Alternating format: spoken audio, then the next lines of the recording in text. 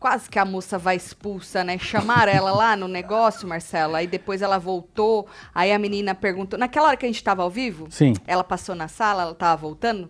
Aí a menina perguntou pra ela: e aí, foi tudo bem? Ela falou: foi tudo tranquilo. Mas, ó, Certo.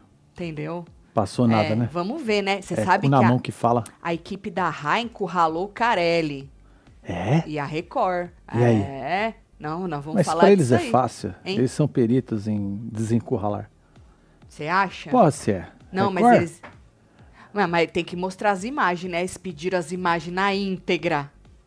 Que isso, hein? Exatamente, Marcelo. Nós vamos ver isso aí. Nós vamos ter que assistir, né, filho? Não vai Mas ter eles vão jeito. passar hoje, não vai nem dar essas imagens pra ele. Não, vai passar. Mas Vai esse passar quer as pra nós. imagens na íntegra. Acho que É. passada, né? Passada ali no negocinho pra todo mundo ver, entendeu, Marcelo? Só que aí eles tiveram apoio de uma moça que entende do que ela tá falando. Martina.